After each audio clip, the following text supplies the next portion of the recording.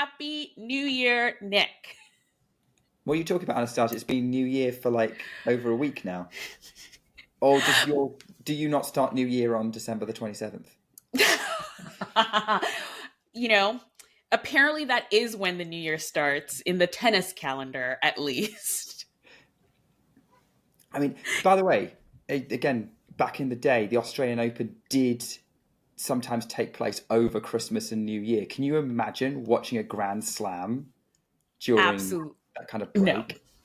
no, absolutely not. I think that would be like, this was as early as I think it could have been.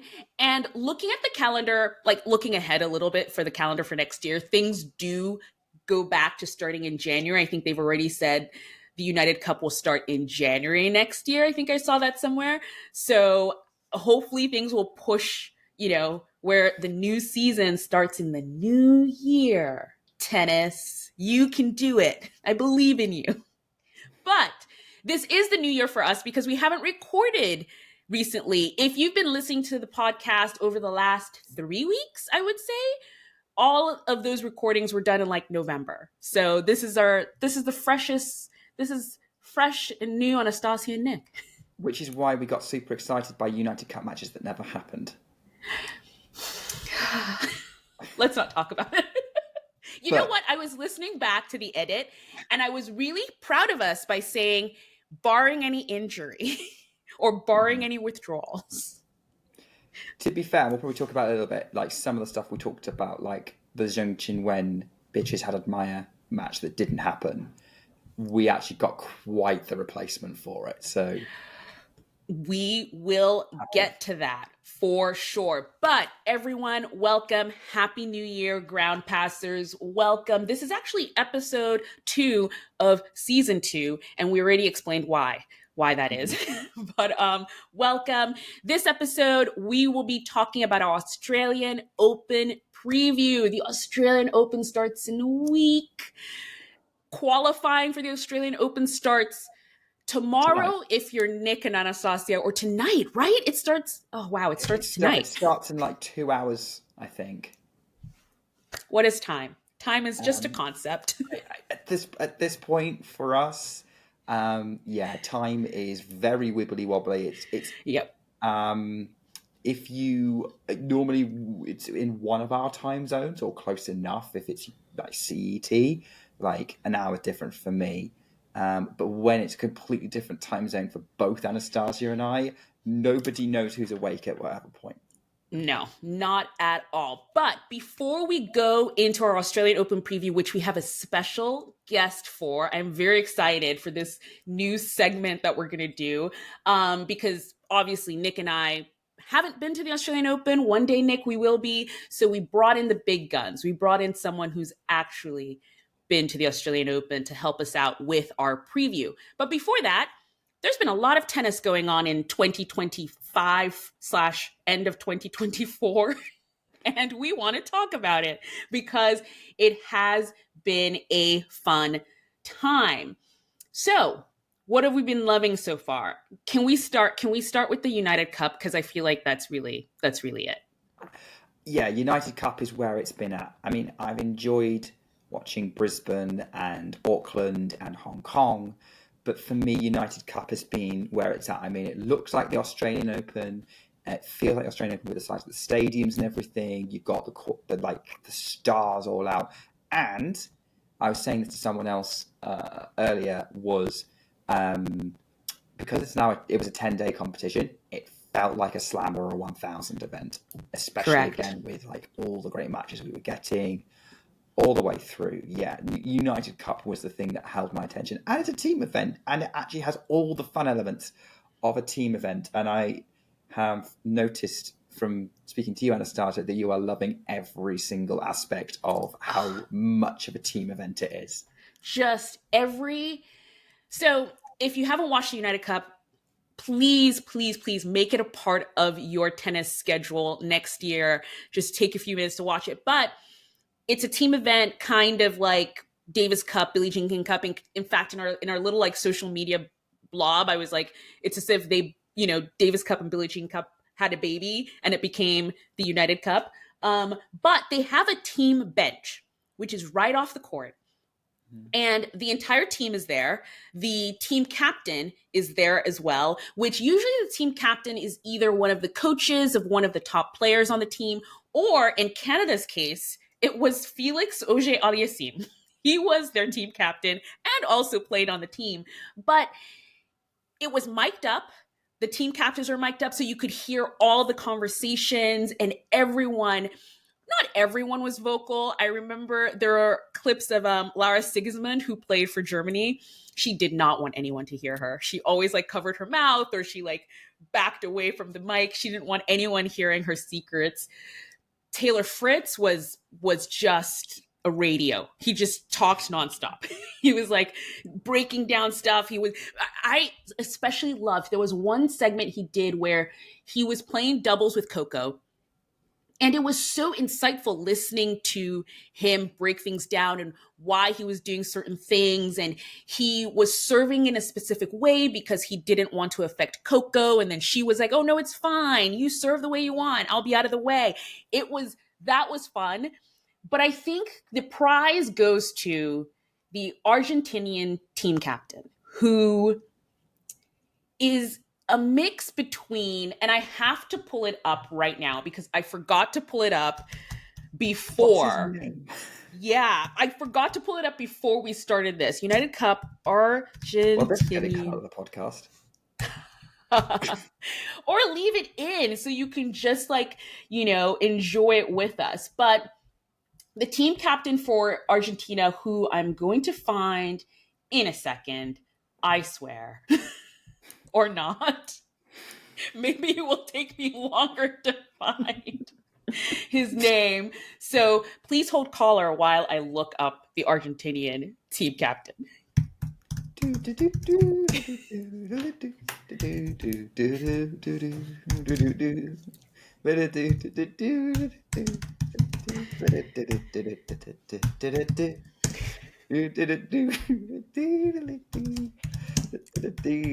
I'm leaving this in, Nick.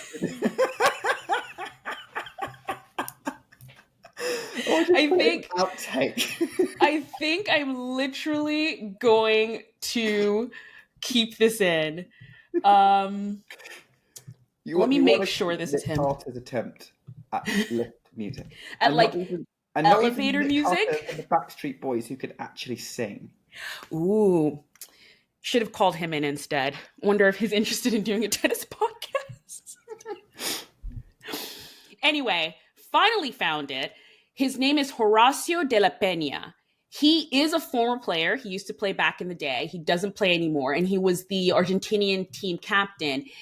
And he was the mix between a loving father, a coach, a motivational speaker, just a loving parent. He was everything. And I remember I was watching a match with Tomas Echeverry, and he really wasn't playing well. Like you knew when you watch a player and you're like, oh, he can do better. So he could. And, Horacio was just like, he would interject with sort of like forehand this or serve this or whatever. But mostly it was just, you're the best. You are better. You're higher ranked than the person across the net. You should be able to beat him. Just believe in yourself. I was so taken with him. It helped me practice my Spanish because they were only speaking in Spanish. But I was like, I just want to record this and just wake up every morning and play it. I just want him to tell me that I am the best, that I can do it, and I am better than the person across the net. Because Thomas, he won the match. He was playing so badly, he was going to lose it, and he ended up winning that match. Was that Billy Harris? Yes, that was the match with Billy Harris. He kept being like, El Flaco across the net is not as highly ranked as you. And I was like, Billy Harris isn't that skinny, but okay. It was entertaining. It was very, very entertaining. So if the United Cup is not part of your schedule, it really needs to be. Because, Nick, it felt like when you said it felt like a grand slam, it really did. The matchups that we got were out of this world, especially on the WTA side. Yeah, well, you had most of the WTA top 10 there. And when we said, like early on, you were getting early clashes between, like, Fernandez and Zachary and, not Zachary, wrong I think she place. played Coco too. Fernandez and Goff. Yeah. And then, who was the other team in that group? Anyway, it was Croatia. Yeah, Bekic in the mix.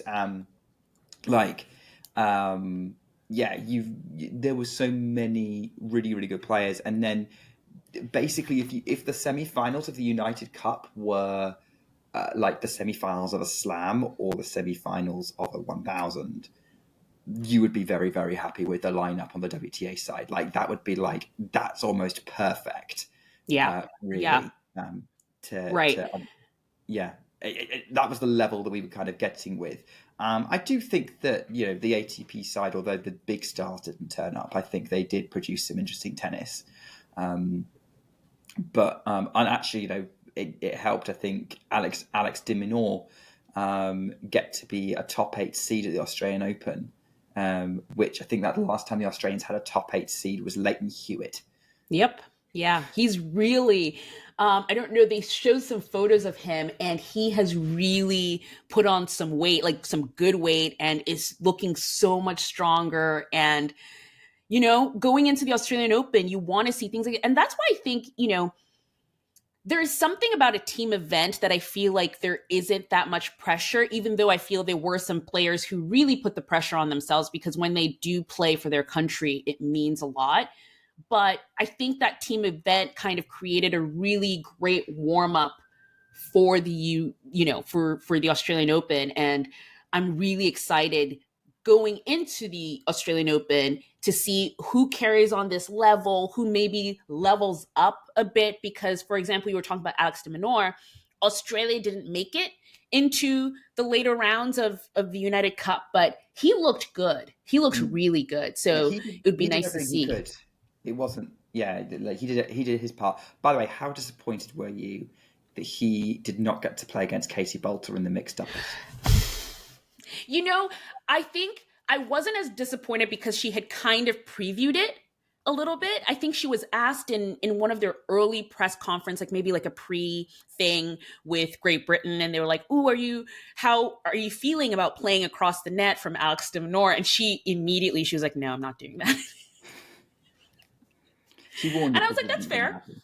That's fair. I would have loved to see it. I would have enjoyed it to see that. I think it's all about bragging rights, right? Like, who's going to win the doubles in this household. And if you guys are wondering what we're talking about, Alex de Minaur proposed over the holiday break to Katie Bolter, who is his longtime girlfriend. I think they've been together for a while, but they're getting married.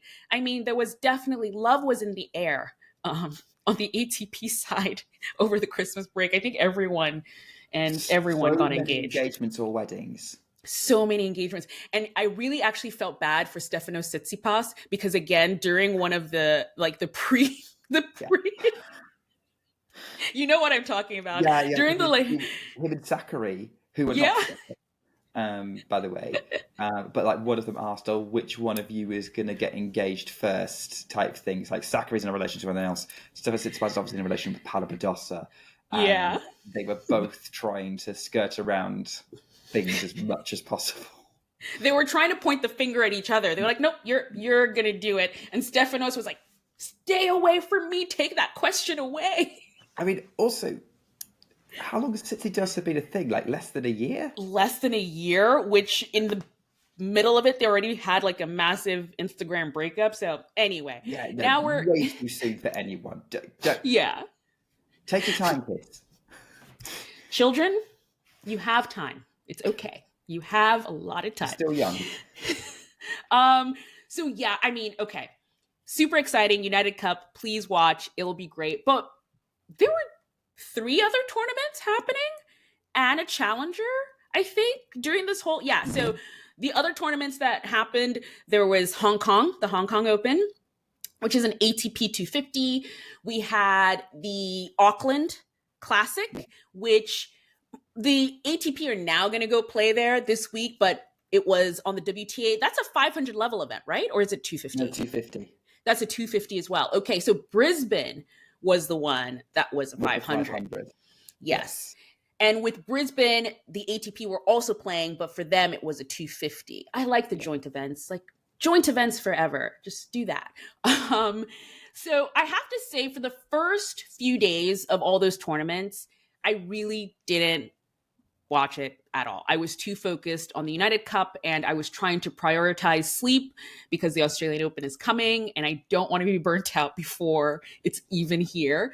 But there were definitely some moments that I would love to touch on. First and foremost, I want to say, because I think a lot of our audience, anyway, at least some people have actually come up to me, are kind of like, where is Emma? And from Emma, I mean Emma Raducanu. And she had to pull out of Auckland. It was Auckland, and it was a Yeah. back injury, I It think. was a back injury. Yeah. And, with Emma, it's just like that run to the US Open was one of just the grandest stories ever. And I think everyone just kind of is rooting her on to not replicate it, obviously, because that was a once in a lifetime thing, but wanting to see her more at the top of the game. We see Leylah Fernandez, for example, all the time. So you kind of want to have Emma back. And she's working her way back. I know they talked about she now has a new fitness coach. So I'm hoping everything improves, but it's just a bummer every time we start a new tournament and I get excited for her, like Mm. in the draw. And it's like, nope, actually, psych, she's not going to be in the tournament this time around. So I I think the mean, next time we're due to see her is the Australian Open, actually. the actual Australian Open, yeah, Yeah. pretty much. I mean, to be fair, Auckland was a crazy tournament because if you were an American fan, that was one of the tournaments to watch. Like It felt like a home so, event. I was like, is this in America? I feel like it's so in many of America. the up and coming young Americans. Um, but that tournament ended up becoming about a different Grand Slam champion, Yes, Naomi it did. Osaka, Mm-hmm. um, which, yeah, she, like, everyone was so excited about. I actually didn't watch any of her matches because Auckland was the worst time zone of It, all to try and follow. yeah. It's 13-hour difference from me. That is the Yeah. level of craziness. Like, the matches there started at like 10 p.m. my time as like the day session and was finishing in the mid. Like the final started at 4 a.m. That I wasn't going to make that, but from what I heard, Osaka looked good, and she was. I've got back into writing again, Mm-hmm. and wrote a piece about player expectations on the WTA side, and like what their minimum expectation should be, and what maybe they should do to try and push themselves, kind of as a let's try and actually do something to measure a good or bad year rather than throw darts at a dartboard, Yeah. that kind of thing. And I said, okay, so Naomi Osaka's minimum expectation should be finish the year ranked in the top 50, and because that's about where she's at, but like would like to be a little better. And then stretch goal would be actually win a trophy Yeah. of any sort on the WTA side. And she almost did that within 1 week. She was like, I see you, Nick, with your goals, and I'm going to hit those goals. I think her goals are probably higher than mine. I was being nice. You were, but I really like your article. We'll link it below if anyone wants to get into the nitty gritty. But I liked your approach to it because I think what I've seen a lot around, which I've actually been trying to avoid weirdly, I don't like, because I feel like it affects my thoughts a little bit more where, people are being like, who are going to be the top 10 at the end of 2025? I'm like, I don't know. That is such a crazy prediction to just try and do on like January 1st, decide who at the end of the year will be top 10. I think Jasmine Paolini should be your reason why you shouldn't try and do Yes. that. But I liked your approach where it was sort of like goal oriented. Like, what sort of goals do you think these people should at the level they're at where they should be hitting. And I thought that was like really cool. So we'll link it below if you want to check it out. Because you did the top 25, right? No, I did the top 8. Eight. And Okay. then I did an additional 7 players that you will probably like see mentioned a few times. So Emma and Naomi I mentioned, and they're like outside the top Awesome. 50. But obviously they're gonna want to have some kind of goal for it. But that's kind of the approach I have. And yeah, it's I think it's when you can actually say, okay, it was a good year or a bad year. Because I'm the same as you. Like you've got no data to predict off, and I don't like just making random guesses off gut instinct or personal preference. I could probably tell you based on the article I wrote with 6 players who I think will probably stay in the top 10 in the WTA side, but the other 4 will be completely random. And I Yeah. think that's half the joy of it, to be honest. Yeah. Yeah. No, exactly. Which, speaking about half the joy of it and just the unpredicted, like the way you can't really predict these things is take the Brisbane WTA 500 event Mm. and guess who gets to the final? I mean, Arina Sabalenka, who got to the final last year, she got to the final this year. I think the form she's in, she's the number 1 player in the world. You kind of expect it. If she didn't get there, it would have been an upset. But the Yeah. person who got there that I'm like, I do not want to fall down a Kudermetova hole again. If you've been listening to this podcast long enough, you know that Veronika Kudermetova during the Madrid Open 2023 just stole my attention. I was like, who is this player? Never seen her before. I loved the way she played and she made a really, really big run. And I was all in. I was like, she's going to be a Grand Slam winner. She's going to win all the titles and like all this stuff. And then she promptly disappeared. I was like, what? What happened? Why are you doing this to me, Kudermetova? Well, her sister. She has a sister. She has a sister who made it to the final of Brisbane, Polina Kudermetova. I don't know who she is. Nick, do you? Well, other than the fact she's Veronika Kudermetova's younger sister, which has been primarily established. Paulina was actually someone who kind of came on my radar towards the end of last year because she started winning a lot of stuff at Challenger and ITF level. Okay. And like she was, I wasn't watching those matches, but I could see her rising up the rankings, and like there was some noise around. Oh, Veronica's sister's doing really well. And yeah, she qualified for Brisbane and then got to the final and had a really good run out of it and like made the most of the opportunities that she got. And there is definitely now some fuss around her. She's 21, so she's breaking through at an age probably slightly, not much older, but slightly older than you would expect for a WTA player. There's probably reasons for that. But yeah, Paulina is now making a big fuss. However, she broke top 100 as a result. She's now top 60. Too late to be automatically in Australian Open Tour. She's playing qualifying this week. Wow. So she's going to be the highest ranked player in qualifying by quite some margin. Wow. But Tennis is tough. yeah, it is tough. But the same thing happened to Linda Noskova 2 years ago. She got Right. to the Brisbane final, or no, maybe in Adelaide at the time. And same thing, she had to do qualifying because it was slightly too low. But like we'll see Paulina getting into main draws of slams and things like that more often. I think it is a name in tennis that you will see more often. Oh, and also fun fact, Paulina is now higher ranked than Veronica as a result of her Brisbane run. She's overtaken her sister already. Whoops. Although it seems to be noticeable in sport generally, but particularly tennis, if you have siblings, the younger one does tend to outperform the older one. You're Um, correct. Mira yeah, Andreeva being one of those. She is the younger of the Andreeva sisters. So, um, don't have a younger sibling and play tennis is what Nick is trying to say. don't let your younger sibling play the same sport as you.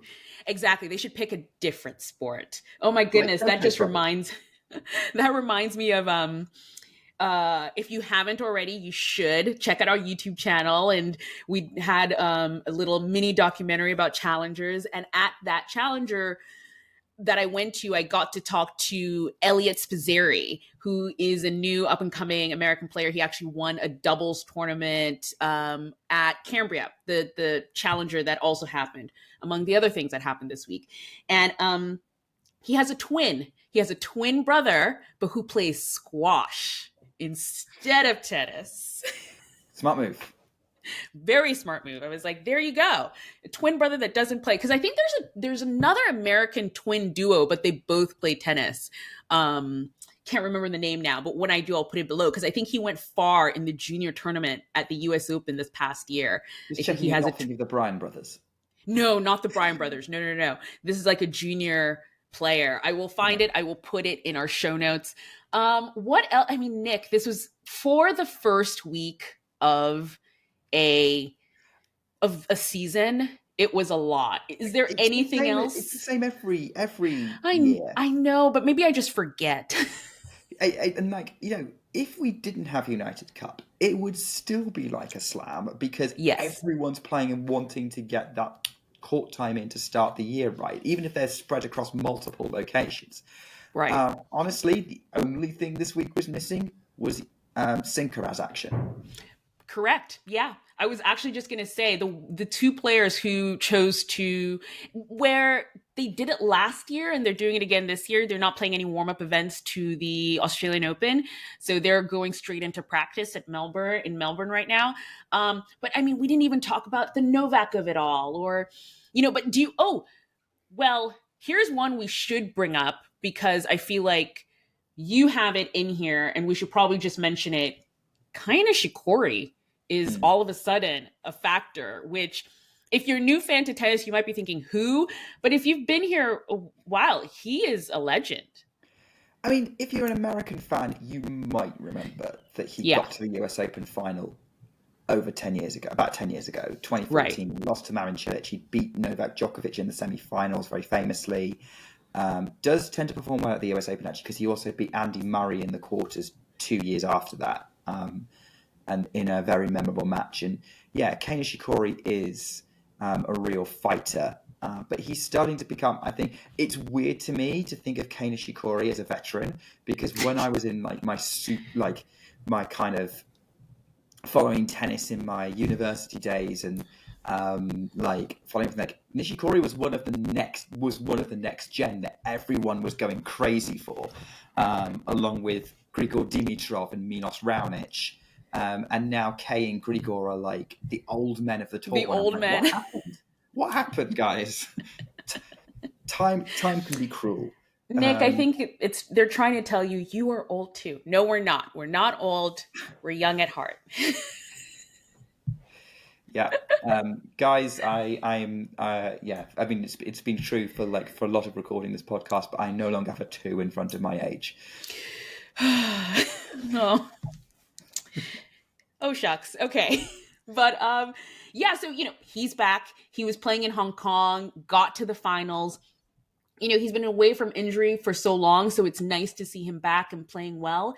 Another person returning into the scene who we will talk about more, I think, when we get to Player of the Fortnight, but Riley Opelka, who has also been out for a couple of years due to injury, all of a sudden makes the finals of Brisbane. And when I say all of a sudden, I know he was coming back, but he was not a factor in my mind. I didn't even really think about Riley Opelka the last 2 years. Yeah.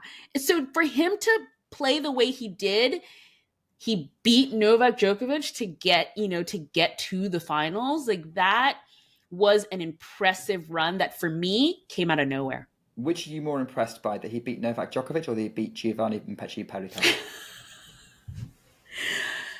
That he beat Novak Djokovic. Because the only reason why I say that is because I don't know if they were hitting, if both he and Giovanni Pericard were hitting on all cylinders during their match. It was an okay match. It was fun. It was fine. I put a little post on social media because there's always a discussion about the serve bot and is tall tennis boring tennis, because all they're doing is serving each other out, and you're not really getting any sort of rally play or anything like that. But I put a little how do you call these things?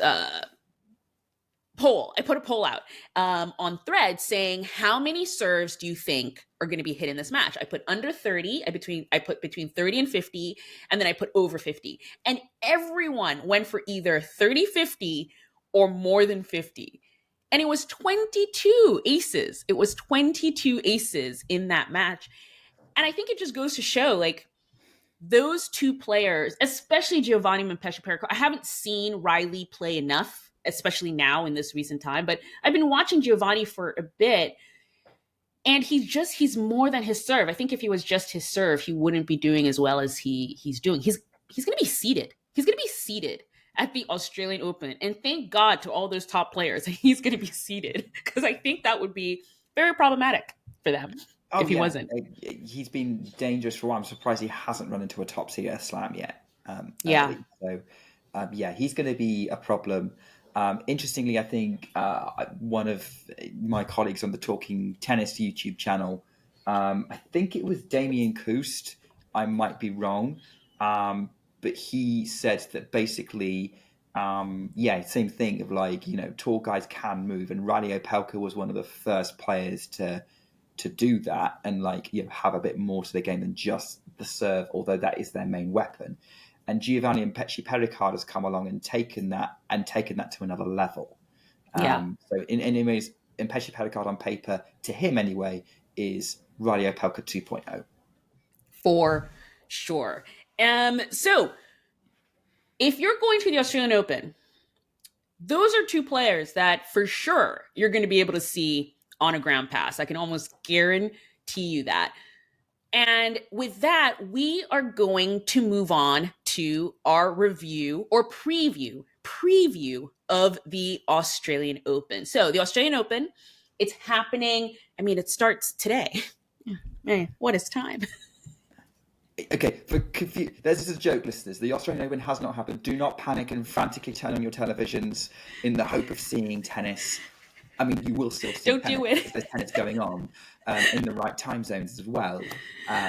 But you are not missing a Grand Slam unless you want to watch qualies, which are still worth watching.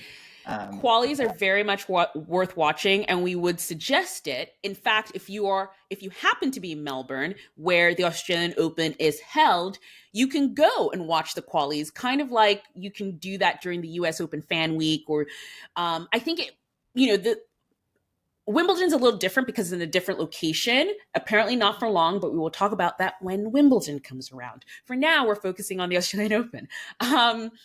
But you can go watch qualies in person. So we're going to jump in and start talking about our Australian Open preview, the tournament, what it's like. And you might be thinking, well, I want to hear from someone who knows, not Nick and Anastasia, who haven't been to Melbourne, let alone the Australian Open. So we have asked a lovely, lovely content creator in the tennis space, Jess Adjua, to help us out. She lives in Sydney, Australia, and she has been to the Australian Open numerous times. So we thought, who better than to help us, help our listeners like learn more about the Australian Open and what tickets are like and where to go than listening to Jess. And we're going to do a little fun game, Nick. I always make Nick do these games, and he's always like, meh, I don't know. You indulge me, Nick, which is nice. I do indulge you. I am not necessarily a follower of these young trends who so wish to follow. There's multiple reasons. Listener, to Anastasia. It might not seem like it, but I am older than Nick. But I get it. It doesn't seem like it at all. But no, Nick indulges my little fun games. And if you listened to, there is a podcast called Love It or Leave It. It's really far away from tennis. It's a political podcast. There might not be that crossover between our listeners and the listeners of Love It or Leave It. But he had a really cool segment, which was called Okay Stop. And when Jess sent in her video, I was very much, every time she would say something, I would just intuitively just be like, no, okay, stop. Let me tell you about it. So we're going to try it out. So if the technology works, which I think it will, we practiced and everything, it should work. And I hope you enjoy this little segment. It's like a little different way to talk about the tennis, and I think it's fun. So let's give it a shot. So I'm gonna pull up Jess's video, and if you're watching this on YouTube, hello, Hello. hello, welcome to our of the video version. Oh my goodness, guys, it's Jess. There Hi, she Jess. Nice to is. have you on the podcast.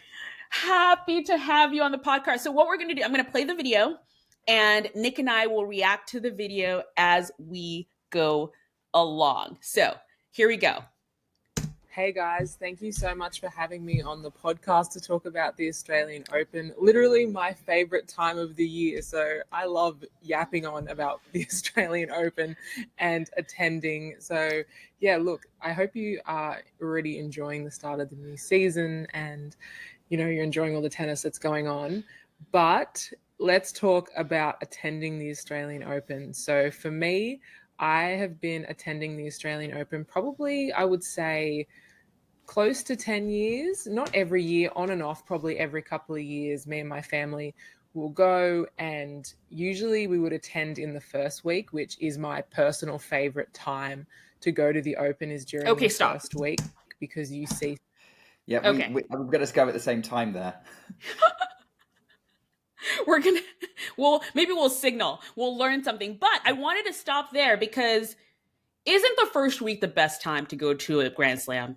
Absolutely. And I don't want to steal Jess's thunder because she goes into the reasons exactly why. Yeah, absolutely. Like, that is my favorite time to go. For multiple reasons. Like, there's so much more tennis going on. The fans are just so like everywhere and so lovely to talk to, and provide great atmosphere, especially at a ground pass level. And as you know, I am going to be that person. It's cheaper to go, guys. Just saying. You know what? Let's let Jess talk about it. So much tennis. All your favorite players, you get to go to the practice courts and see players train. And I just feel like the energy during the first week is amazing. And it's also a little bit cheaper. So I feel like that is also a really big plus. But yeah, so I would say for like the last 10 years or so, I've been going. During COVID, that obviously threw a spanner in the works because I don't live in Melbourne, I live in Sydney. So I always try to make it a bit of a trip to attend the AO and make a bit of an event of it. And yeah, like for me personally, growing up, I used to watch the Australian Open, and it was always just a dream of mine to attend. Like, that was something I always wanted to do. So that's great that now it's something that I can do a bit more regularly. Anastasia, when did you first go to the US Open? Ooh, that's a good one. When did I first go to the US Open? It had to be 2000, either 2006 or 2008. I think it had to be one of those. And I wasn't even like I started out as a very, very casual tennis fan. Like, I just wanted to see Serena Williams. Like, that was kind of it. Like, that was why. So did Jess, apparently. I was Jess. I just wanted to see Serena Williams. Before I got into the Roger and Rafa of it all, that was my thing. So the first chance I got, I remember getting a ticket. And this was, of course, before you learned about the little ways, before I knew that it was probably better for me to have gotten a ground pass. I remember getting a really expensive ticket, used every penny I had saved to go to one day at Arthur Ashe. And I actually, and at the, we know tennis now, there was no schedule. You just had to cross your fingers and hope. And not only did I get to see Serena on that day, I also got to see Venus from like the high up nosebleeds. And I was just the most excited ever. But yeah, I think it had to be 2008, if I remember. It's been a while. Yeah. But ever since then, I've gone every year. Yeah, and it sounds very similar to Jess's story. I mean, I obviously depends on. Clearly, it wasn't necessarily a dream for you to go to the US Open. That wasn't this thing that you grew up with that like you really wanted to do. That really resonates with me, and that was my Yeah. experience of Wimbledon, going there for the first time. So I went for the first time when I was 21, and that was I'm in London, let's see if I can get in type thing. But it was something that I've grown up with on the telly my whole life. Right. So the fact that like what Jess has just said very much resonates with me as this was this thing that I've dreamed to go to, and I got to do that. And what has been amazing is that like I got to take mum eventually after that. Yeah. I've been to a couple of times, and like that she'd never been before, and I got there before her, but she was so jealous the first time I went. And now it's very much like I was so happy the first time I got to take her and show her around, and she finally got to be there. So some people wait longer than others to finally get to the thing, to a Grand Slam when they've always wanted to. But yeah, maybe this is one for us hardcore fans who've fallen in love with the sport a little bit, but you never forget the first time you go to a Grand Slam. No, you never really do. And, I think it's a bucket list for a lot of people. So it's really an experience to have. But let's continue on. So just a few tips and things to keep in mind if you're attending. So as I say, a favorite time for me to attend is usually during the first week. That's when you get to see everybody. Like, you're guaranteed to see your favorite players. For me, growing up, I always just wanted to see Serena Williams. That was like my number one. I wanted to see Serena. I also wanted to see Rafa and Gael Monfils. They were probably the three that I really wanted to see. But Jess and I are actually the same person. It's fine. It's okay. It's me. It's fine. Moving on. Serena in particular, I really wanted to see.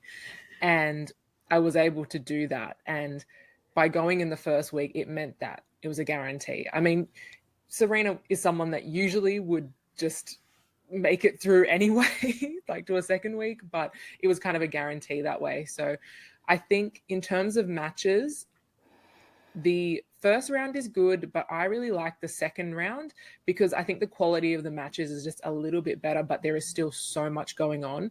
And if you're going with kids, I think that's really good because I know for young kids, it's usually about wanting to see a particular player. And during the first round or the second round, you get to see that.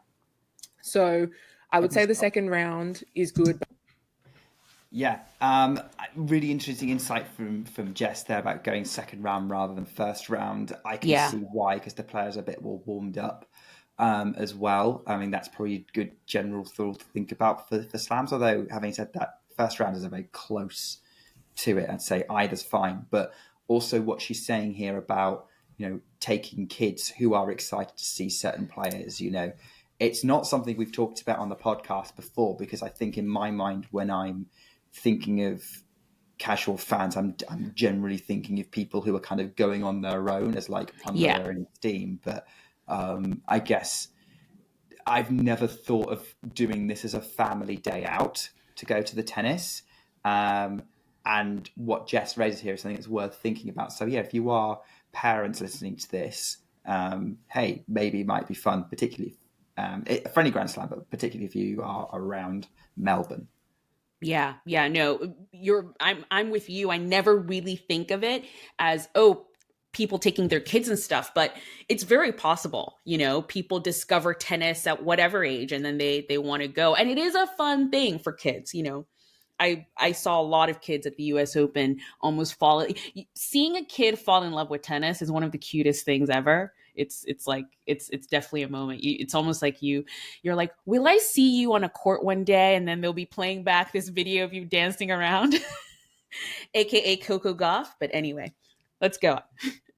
But also the first round is good, and you can get like a ground pass, or you can attend one of the arena matches as well, or sessions, which is also a really good option. But by having a ticket to a arena match, you'll be able to then go everywhere, sort of thing. That's what I like. I like getting a ticket for usually Rod Laver Arena, and then you've got your seat for the day, so you can watch all the matches that happen there. Usually, you're paying more money for that because that's like the main arena, obviously. And during the day, you generally you get 3 matches. I don't know if they'll change it or not, but usually you would get 3 matches during the day session and then 2 in the night session.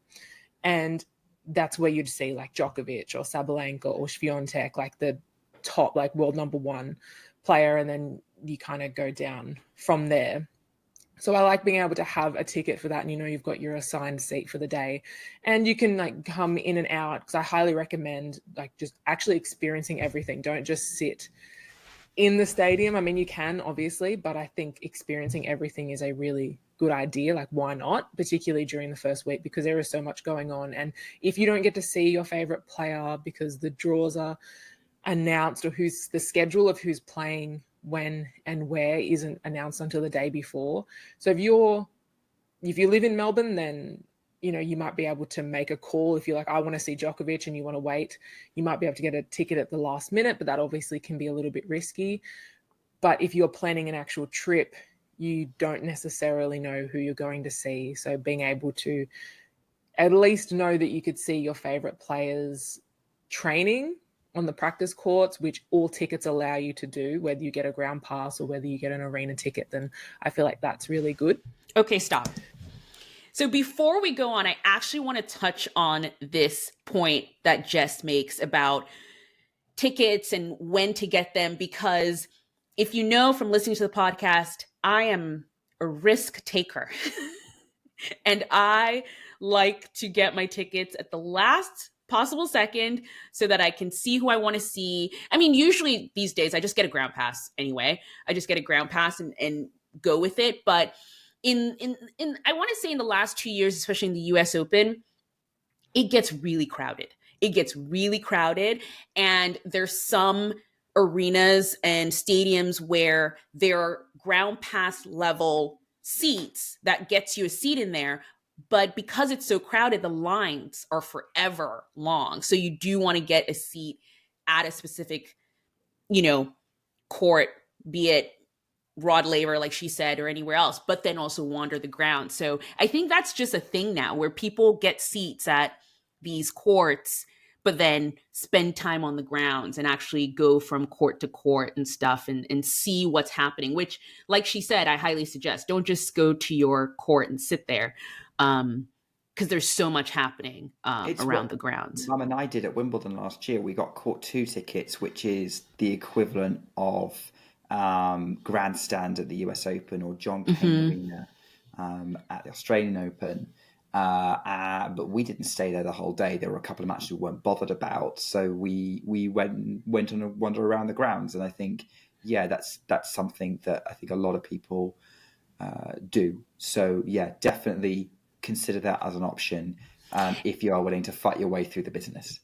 Yes, yeah, and I have to. So there was another point, because in the US, what we deal with are resale tickets that are prohibitively expensive. Like they sell for 2 times, 3 times, 4 times as much as they actually cost. And I was thinking about this because if there's someone listening to this, for example, who happens to be in Melbourne, either lives in Melbourne or is nearby and wants to go, we're recording this on the 5th here, but it's the 6th over there. So the tournament's starting with qualifying and stuff.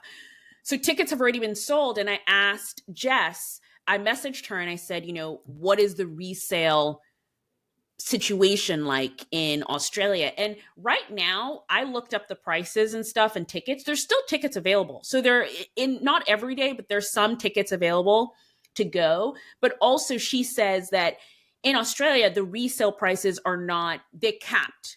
So you can't go above a certain crazy level, which here we just don't have that. You could put a ticket down for $1 million. And if there's someone willing to pay you that for the ticket, good for you.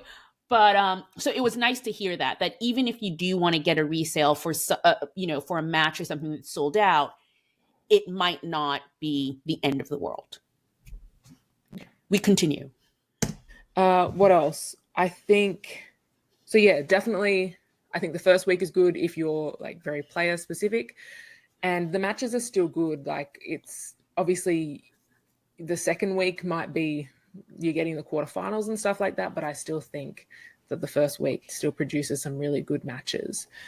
How hard is it to get tickets?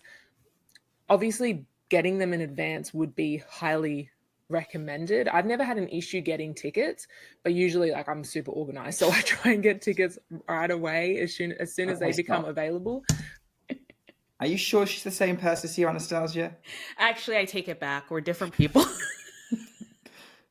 But that might not always be possible. So you can risk it to go last minute. You might be able to get some tickets, but yeah, I think that can obviously be a little bit risky. And as I say, they have day sessions and night sessions as well. I would recommend that if you go, that you at least get a chance to experience a day session and a night session, because in Melbourne during that time of the year, it's just really good atmosphere, like during the day and the night. And I feel like you get the whole experience by being able to do that. And yeah, I just think that's a really fun thing to do. Okay, what else can I give you guys? So I guess in terms of ticket options, you have at the top is like Rod Laver Arena. So that's like your top, but obviously more expensive. But you'll see top players, but really expensive. Then you have Margaret Court Arena. And then you have, I've lost the name of the next court, what goes underneath that. But you have like John Cain Arena, which is included in a ground pass ticket. That is a really fun one as well. So even if you get just a ground pass ticket, you can still go to a arena match, but you just won't be able to go to Rod Laver Arena or Margaret Court Arena. I think Kia Arena is the other one as well, from memory. Okay, stop. So, yeah. This is just a silly thing. So I don't think you and I talk about like big courts or stadiums as arenas. No, we don't. We don't call it that. I don't know if it's an Australian thing. Whenever she says arena, I keep thinking she means Arena Sabalenka. Sorry, Kia Jess. Arena. She just follows Arena around everywhere. John Cain Arena. Oh, man. Okay, onwards. You can still, whatever ticket you get, you'll be able to see all the practice courts. And I think what's really cool about the practice courts is that they're all so close together. So when you're, like, I think from last year at the Australian Open, I was like, I'm going to go watch Coco practice. And then I turned like to my right and there was Rublev. And now I'm like, where do I look? Like there's so much going on. So I definitely think that it's such a cool atmosphere. And then some of the other courts might have a doubles match on or another singles match going on. So now you're kind of like, there's so many matches and you're seeing everything. And you get to get up nice, close and personal. And if you're with kids and they want to get a ball signed, that's like your best bet because you might not necessarily get to do that in an arena. So that's why I think that if you get a ticket for an arena, still go explore because there's so much to do. Also entertainment wise, like there's good food and there's a lot going on. So definitely experience all of it if you get the chance. For me personally, as I say, I really like a Rod Laver Arena ticket, but I think a Margaret Court Arena ticket is still really good. So Margaret Court, you probably, like during the early stages, you'd see like, so if you're seeing Djokovic or Sabalenka on Rod Laver Arena, the type of players you'd probably see on Margaret Court would be like Casper Ruud or Hurkacz, Naomi Osaka. Well, no, Naomi probably would go on Rod Laver Arena. You never really know. You never really know, but I hope I'm kind of making sense, like the type of player that you might get on certain courts. Okay, stop. So just to, double down on her point, it's so like the first week of a slam, first of all, you just never know. I think United Cup was such a, not refreshing, maybe is the word, but we already knew the first 6 days what matches we were going to get. So you just don't get that in Grand Slams or other tournaments and things like that. But so with the lower, because the first week is so packed, what is it, Nick? 128 player draw?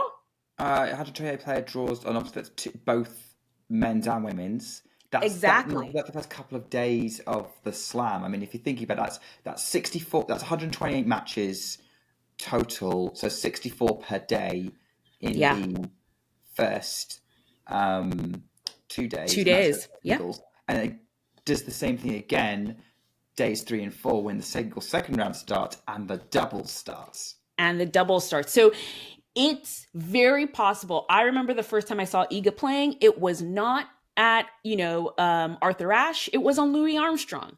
I saw her play for the first time in person, and she was currently number 1 in the world. So you never know where you might see a top player in those first 2 days, and you'd be surprised. You would be very lucky, and you might see a very, very top player play on a smaller arena. Yes, and oh gosh, what have I done? I would also like to point out that there's also a sense of like the rules of the odds of it when you go and get a ground pass or something like that on whatever Grand Slam you go to, because Anastasia and I are talking very generically here. Like, if you want to know about the Australian Open, listen to Jess. But if you think about it, like Wimbledon in particular, when they have so few matches on the main courts, but even the US Open, right? It's 10 matches on the main 2 stadiums, the main 2 arenas. Same thing for Australian Open. Actually, no, it's less than that, because isn't Ashe like 2 matches in the day and 2 matches at night? Yep. So like 8 or 9. So realistically, that's what, you split that 50-50, that's 4-ish matches per, 4-5 matches per side of the men's or women's singles draw. It's going to be the same. And like that, when you think about how many matches there are and how many top players there are, there's a good chance you're going to see some big names. Definitely. By having those tickets, you can then still go to an arena like John Cain Arena, which is also really good. That's a good court just for atmosphere. So John Cain Arena and Court 3, they're really good just because they're ground pass tickets as well, but you usually have to line up because that's where a lot of people go. Last year, I wanted to go into one of the outside courts or outside arenas that had Manarino playing Ben Shelton, and the lineup to get in was insane, to the point that it was like, it wasn't worth it. I might as well go watch some other tennis. So some of those outside courts can be a little bit tricky, but definitely, if you get the chance, there's those options as well, which is really good. Okay, stop. Just briefly on this, I cannot stress enough, especially in the first few days of a Grand Slam, plan ahead. Have a list. Once the schedule does come out, which they come out the day before. So if you know you want to go on a Tuesday or whatever, the schedule will be out by Monday afternoon. Take a look at the schedule, look at the matches you want to see, look at where they're being played, and just make a little itinerary for yourself. Yes, be flexible that you can change things around, because we all know it's tennis. A match is going to go 5 hours and one's going to go an hour and a half. They'll have different timing, but just have a loose schedule, because it does. And I think this is something Jess mentioned earlier in the video. It gets really hectic. It gets very busy. There are tons of people around. There's food, there's games, there's stuff. You can get pretty overwhelmed, I have to say. Yeah, I would agree with that, especially when there's always going to be a player that's slightly more popular, or there's a match that's kind of by word of mouth suddenly that everyone knows that's going to be really, really good. You've got to really plan your day around, like, you want to make sure you get to that match. And I would say even make a schedule, like, underline some matches that you really want to see. Like, if you want to say, like, I do not mind if I miss some of these matches, but I want to see this one, and plan your day around that 1 or 2 or 3 that you really, really want to make sure that you get to see. And I think you've got less chance of being disappointed. You can be a bit more tactical with how you make your way around. Totally. And yeah, okay. So I think top 3 tips that I have for the AO. Number 1, I would say, if you want to see specific players, go during the first week. I think that is probably number 1, because you never know, upsets happen all the time. So your favorite player might lose. So definitely think that's a good idea to go during the first week if you're keen on seeing certain players. And yeah, that would be my number one tip, but definitely explore, even if you get a certain ticket for a particular arena. Second, if you're going to get a Rod Laver Arena ticket, I would really consider looking for shaded seats. So when you don't have to, but during that time in Australia, it is so hot. It can be really hot, usually is. So, and middle of the day, like if it could be 35 degrees, which I don't know what that is Fahrenheit. That's probably like 85 plus, maybe. Yep. I'm not sure. So it can get really hot. And I know the first year when I went with my family, we didn't know about that seating situation with the shade and with the sun. And it was so hot to the point that you didn't even want to sit in the arena and watch, because it was just so uncomfortable, because the sun is glaring down at you if the roof is open. So if the roof is open, it can be really painful. So if you're very particular that you don't want to sit in the sun, then get shaded tickets. When you book for the tickets on the Ticketmaster website, it does actually tell you what's shaded and what's not shaded, but it will cost you more if it's shaded. And again, it is luck of the draw. You could go on a day where it's cloudy and it doesn't matter, but definitely keep that in mind when you're trying to get a ticket. Okay, stop. If you Yeah, this is something we've not talked about before. No. As a fan, No. like Yeah. planning around, thinking about the sun, and kind of, again, it's one of those things you need to be particularly mindful of when you've got kids. I remember, like, Wimbledon's interesting because I'd say like the best seats in the house are like out in the open, but like even like obviously there's no shelter when you're on a ground pass like any of the courts. It's only centre court and court one that have any kind of shaded areas. When I went this year to centre court, I was in a shaded area and it was freezing, because British summers are very different to Australian summers. However, if I'd been out of the shaded area, it would have been boiling hot. The first time I was on centre court back in 2019, I got sunburned Ooh. because I was an idiot and did not wear sun protection. So, you know, don't feel sorry for me, Anastasia. I brought this upon myself. But Wear sunscreen, everyone. yeah, if you go to watch the tennis, it's always hot. Wear sunscreen, even on a night session. No. With that, I think it's something we've never really talked about before, but like brief thing on Wimbledon, that's something you need to prepare for. Australia is even more hot. Like Wimbledon, if it's a British heat wave, you will get mid 20 degrees centigrade. I don't know Fahrenheit because we don't use it. Whereas, because I saw you, I was about to ask you, like, is she about right with her Fahrenheit conversion? And you were nodding along and saying yes. But what's the hottest you've ever experienced at a US Open? Because I think US Open's more of a humid heat, whereas the Australian summer's much more dry.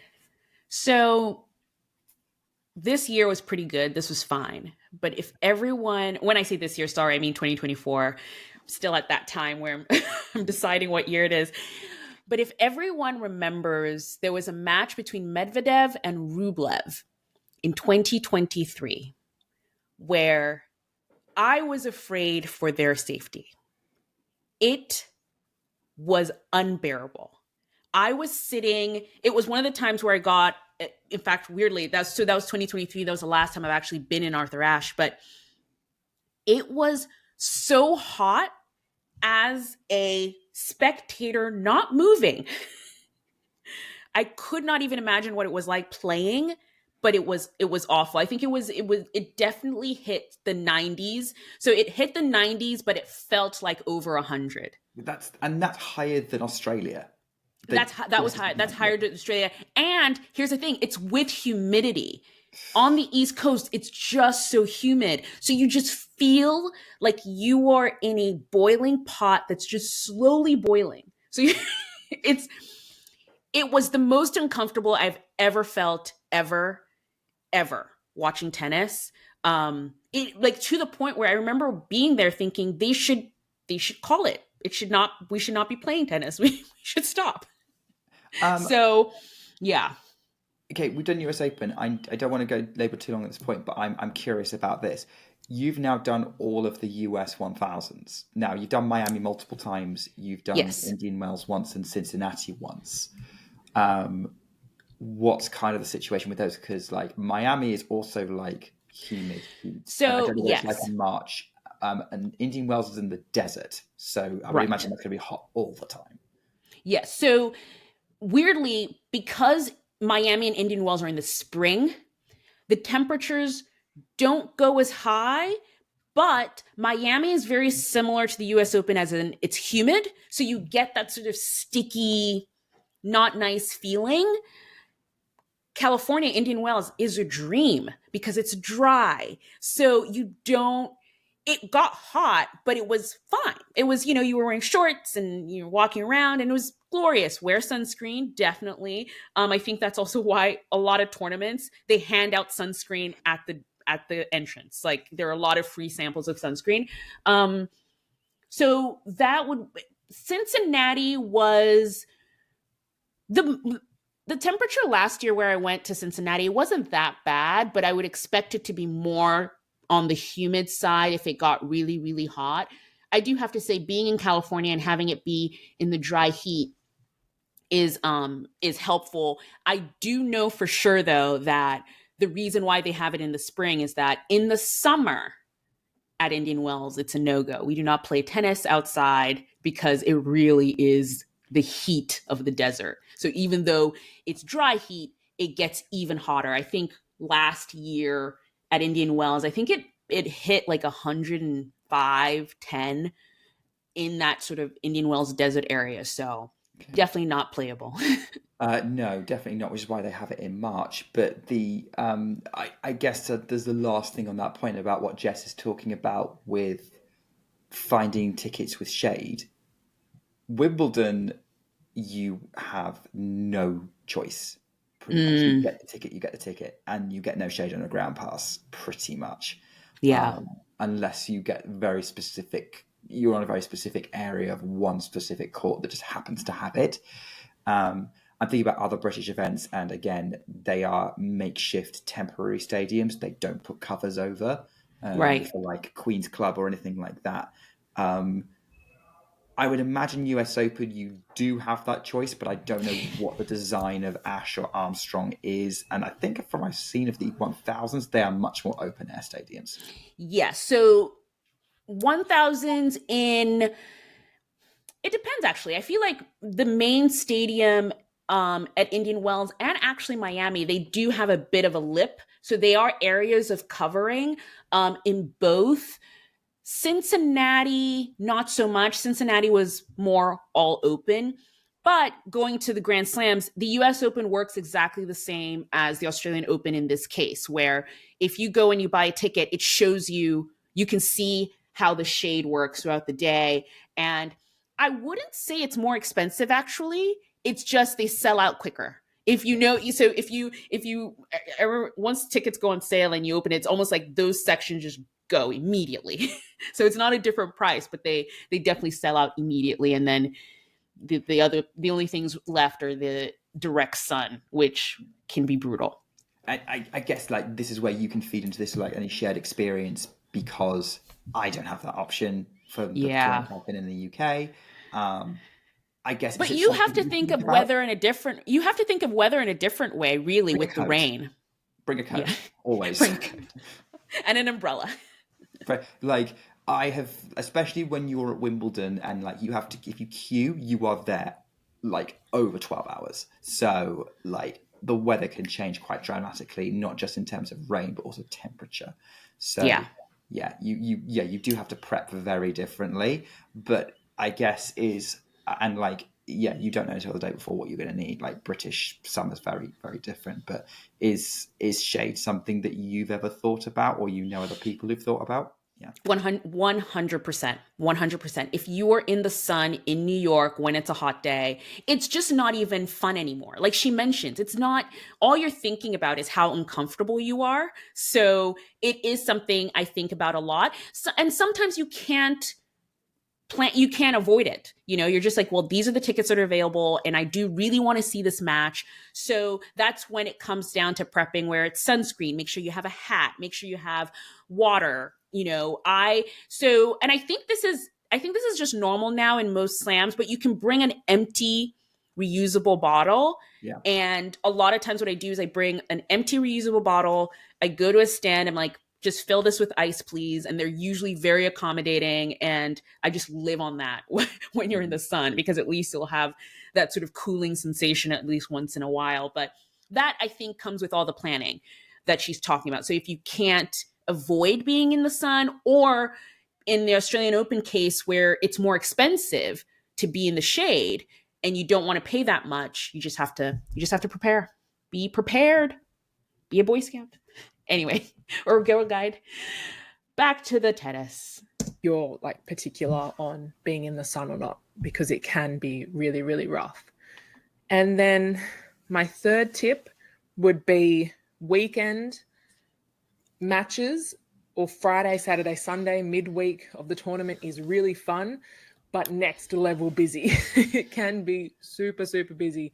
It's busy the whole time of the Open, but the weekend is on another level. So I think if you're not escaping the crowds whatever day you go, but if you really don't want to be like dealing with crowds, I would not recommend the weekend, because it can be a bit crazy, because then you have just the casuals in the local area that just come in and just get a ground pass, have a walk around and just have a look, which means it's a really good atmosphere, but can be overwhelming. I personally don't love crowds. Like, I deal with it to go to the tennis, but I found it overwhelming for me the weekend. It was just a little too much that I was like, okay, if I didn't have an assigned seat where I could just kind of comfortably sit, then I don't know how I would manage. But yeah, again, as I say, the atmosphere is good though, because there's so much happening, there's entertainment, there's plenty going on to experience, but just bear that in mind if you're not loving the idea of walking around. Yeah. Again, Yeah. Jess raises something here that we've never talked about on the podcast, but when she's talking, she's mentioned it here, and it's made me think, yeah, we can't assume that new tennis fans are going to be okay with crowds, and maybe you need to think about that. Yeah. And I think any slam or any big tennis event, this is going to be the case. The Friday, Saturday, Sunday is always going to be pretty busy. Weirdly, Wimbledon Monday is also pretty popular. I don't know what that is in like other countries. Maybe we're more willing, but it's much easier to take time off in the UK. Well, it's actually similar at the US Open, because guess what? That middle weekend always falls on Labor Day weekend, and the Monday is off. So those 4 days, packed. And actually, that's a good point, because something Jess didn't mention was Australia also falls on a public holiday in Australia, Australia Day.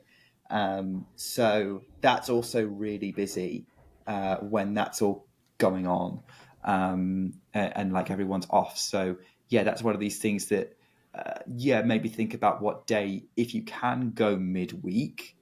It's a little bit, well, it might be a little bit calmer. It does depend on maybe who's playing. Like I don't know about like other slams at Wimbledon. If Murray is playing, there's more people on the ground. I don't know, like maybe that might happen if you get another big US star, like if Coco's playing, or Serena, back when Serena was playing, like where there's just more people milling around. You've talked a lot about how the US Open is sold out anyway, and there's just so much people moving around. Sounds like Australia is pretty similar, and like it's just busy in general. But I guess it's one of those things that maybe we should have warned people before, but maybe it's like be prepared for being in crowds, because I'm similar to Jess. I don't like crowds. If I could avoid being in a crowd of people, I absolutely would. That is probably where my claustrophobia kicks in. Yeah. No, I completely agree that it is something we've never brought up, but probably should have, because those weekends they're pretty packed for sure. Okay, last bit. With all those crowds, but as I say, don't think that the other days aren't busy, because it's busy the whole time. It's a Grand Slam. You at some point you just have to deal with the crowds, I think. And I think on an additional note to that would be attend a night session if you can. and go to two. Sorry, this video is going really long. I'm sorry. I'm sorry. I just feel like there's so many things to talk about. Two other things is if you can get a day and a night session, because if it's a nice day in Melbourne, then it's just nice to enjoy the summer, Australian summer during the day and the night. And if you've got a ground pass and you want to sit outside, because they have the like Garden Square where you can just watch tennis on the big screen and get some food and just relax, that's also really nice to do that as well. So that's another option that you could do that. But yeah, I think experience the both sessions, and also attend 2 days if you can. So if you want to go, like go based on a round, for example. So if you're going to go on round 1, go day 1 and 2, or well, now it's 3 days, but say, I think you get what I mean. If you want to go to round 2, make sure you go to both days, because then you get to experience the whole round if that's how you're planning to do it. Experience both, and then that way you're going to be able to experience the whole breadth of everything. You get to see all the players that are there, and yeah, I think it also means there's less room for disappointment, because you'll be able to experience a full round with all the players that are there. So yeah, they're probably my main tips. I'm sorry, this video has definitely gone longer than I planned it to be, but sometimes when I'm talking about this, I kind of just yap on. But anyway, thank you so much. I can't wait to see what happens with the Open and hear what you guys have to say about the Open. And yeah, enjoy the tennis that's to come. I'll see you guys later. Bye. Jess, you should not apologise for going on too long, because we made it 3 times as long, and in fact we took half an hour before we even got to talking to you. So yeah, you have not made this long. We are forever talkers, Anastasia and I, so believe me, you have talked the least out of the two of us. Thank you so much to Jess Adjua. I am going to put a link to all of her social media, because she is going to be at the Australian Open for all 3 weeks. She gets there at the beginning for qualifying, and then she stays through the tournament, and she's going to be producing videos and things about the Australian Open. So please follow her. And thank you so much, Jess, for joining us, even if it was just by video. So we're back. That was fun. I actually enjoyed that, talking through it with you, because we both watched this video separately, but talking through it with you, I was like, oh my goodness, you're so right. We never really talk about the crowds or the weather or anything like that. And those are such important things to talk about if you're going to a tournament for the first time. Like she said, when the first time her family went to the Australian Open, they didn't even think about the sun, and then they're stuck in the sun, and it can be really uncomfortable. So I think there were so many great tips there. I like how she ended with, you can just be on a ground pass and watch on the big screen. Like, most Grand Slams have these seated areas that are actually really well set up, and the chairs are reclining and things like that. And it can be actually like a really nice break from either being in an arena. Unless you're at Wimbledon, where they make you bring coats or picnic blankets to sit on. Chairs are a luxury. Chairs are too much. For the but it's Henman Hill. Oh man, that was actually really, really fun. I enjoyed that. But we have we've yapped on forever and ever, but it's the Australian Open. It's almost a Grand Slam. So let us wrap up with, as always, our players of the fortnight. And I will do a better job this year, Nick, of keeping track of the players that we have every single episode, so that we don't lose track or anything like that. But we were talking about this before. Can I know we're recording. Yeah. Can I propose an idea? Yes. We're obviously talking about, do we want to try and avoid saying people we've said before? Can I make this easier on ourselves, that you're allowed to say the same player you've had the previous season once? Yes. You're allowed to do that. Obviously, you've got to be very careful when you use it, but then it just means you don't need to worry about it. Obviously, so we can say another season 1 player again, but once we've said our season 2 player, they play during season 2. That's it until the end of the year. That's it. So if you're listening to the podcast for the first time and you're like, what are they talking about? Player of the fortnight for Nick and I is the player who, over the 2 weeks, has impressed us that we think you should follow along with. Usually a new player who you can watch on a ground pass at a tournament. So if you're here for us to pick Sinkaraz or Iga every single week, we already did that and we're not doing that anymore. That was like our first few episodes. But no, player of the fortnight is someone who you can watch on a ground pass, is up and coming, and we really think is worth your time to follow and pay attention to and watch their matches. So I will start. This is almost on a theme of the Challenger documentary we did, and maybe because I have met him and spoken to him. My player of the fortnight, the first one of the season, is Ethan Quinn. Ethan Quinn is a young 20, I think he's 21 or 20, 21 or 22, around that age. Really young player from the United States.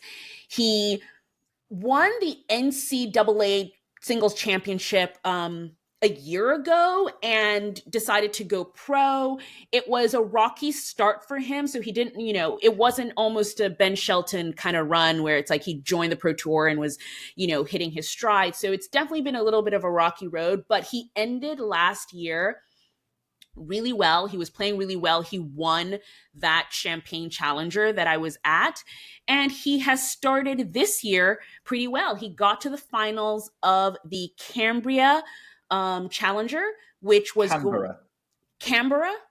Yeah, Okay, great. Canberra. The Canberra Challenger in Australia, and he got to the finals and he played against Joao Fonseca, who is on fire at the moment. But I wanted to give this moment to Ethan Quinn because I think he's doing really well. I was watching some of his videos from the off season, and it looks like he was working super hard over the off season. And I think it's just a new young American to follow along. I got to talk to his coach as well, and I was asking them, is he going to go for the Australian Open? It's like, what is his plans? And they've taken the slow and steady approach. So they're willing to just grind it out in the challenger circuit and just have him get better at playing tennis. And I think that is such a measured, smart way of doing things. So you might not see him at the Australian Open, but follow him on the Challenger Tour. You can watch his matches for free on ATP Challenger TV, which I'll put a link in our description. But Ethan Quinn is my first player of the fortnight this season. Nice. Well, Ethan, you got a lot to live up to. It's very frustrating when he breaks out on tour, he gets a big result, and you're like, I already picked him. For a challenger, no less. I was spoiled for choice, I think, this week. Polina Kudermetova, we mentioned earlier, would be the obvious choice in some ways. Young breakout player doing really, really well and getting a set of Arina Sabalenka in a final. I mean, no, not many people can say they've done that, especially in the country of Australia. I also wanted to say, although she's not eligible, Iga Swiatek brought all the entertainment at the United Cup. She played 4 consecutive matches that everyone on Twitter is now debating over which is better, because it was just she didn't win all of them, but it was just like she brought the entertainment. But the player of the fortnight, I'm actually going to take you all the way back, almost to the start of the United Cup, and to something we referenced right at the top of the show. The match between China and Brazil was notable for the fact that we were expecting this to be a clash between Zhang Qinwen and Beatrice Haddad-Maia. Zhang Qinwen then pulled out, and in her place was substituted, and I think I'm getting her name pronunciation right, but if there's any Chinese Mandarin speakers who can correct me, please do. Zhao Jinyu. She was ranked 175. She was China's second best player, and I expected her to walk out on court against Beatrice Haddad-Maia and get crushed. I'm going to be honest, especially since Haddad-Maia has a reputation for basically exhausting people, and you've got to be really hardy to hang with her. Not only did Zhao hang with her, she beat her. She outlasted Beatrice Haddad-Maia. and got a valuable point for China.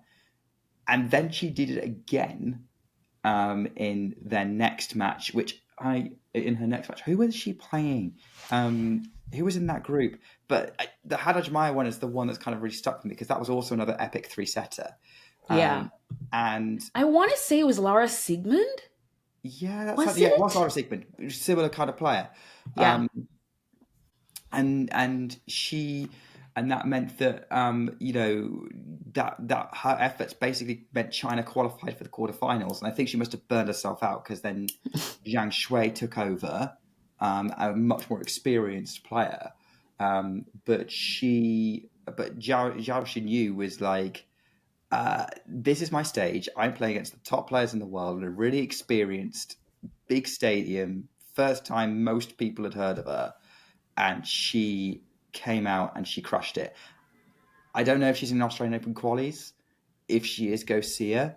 But yeah, that was her breakout moment, and I certainly think there's a possibility that you could see her name at a ground pass near you, and that is why I am naming her as player of the fortnight. Remember the name. No, I mean, I think we talked about when we were previewing the United Cup in that episode that one of the things that we love about the United Cup is you get to see these players that you usually don't see on tour. You know, the joke is you only see them come up during the United Cup because they're like, they're the third, fourth player of their country, but they're, you know, maybe ranked 700 in the world or something like that. And again, like you said, when Quinn Wen was subbed out, I thought, well, that's it. And Beatrice had to, you know, check her off of the win already. I was wrong. I love being wrong like that because Zhao was such a joy to watch. Just seeing her fight, which was what she was doing. She was like, I am going to fight for this win. And she got China to, I think she really, without her, they wouldn't have gone, you know, into the quarterfinals. Again, it's one of those things like United Cup can bring out this thing where like these players can become MVPs for their country and they're not even the leading name for their country. Correct. Yeah. That's one of these things. One of the great things that comes out from it. We've seen that time and again. I think the closest equivalent maybe for the Czech team would be Thomas Mahac, who is much higher ranked, like he's top 30, but everyone was talking about Karolina Mukova, and he kept on getting put against top 10 or former top 10 ATP players, and he acquitted himself really, really well. Yeah, yes, he did. Man, this was a long one, Nick, but I actually had a lot of fun doing it. I'm happy. I'm excited for the new year. I love when we start off a new season like this, where you're just like, oh, I can't wait to get to the next tournament because you just kind of want to see where these players are at and what's happening. So really exciting times ahead. Stay tuned. Follow us on social media. We will be posting as much as possible. And here's the thing, guys. I started doing something on our social media, which I called a ground pass rundown, which is basically me the next day waking up and watching the matches and then like commenting on what I thought was fun or what a lot of people were talking about, because we just cannot watch the matches live in Australia. We can't watch all of them live. Some of them we will, but all of them is a no. I think if we were to tag team this, and like, let me see if I can get this right for you, Anastasia. So, like for me, the day sessions in Australian Open start bang on midnight, whereas for you they would start about 7 p.m. So you can watch the beginning of the day session and a lot of the day session, but at some point, like when it gets to the night session, that's just a no-go. I wake up when the night session starts, which is and I don't know which I prefer.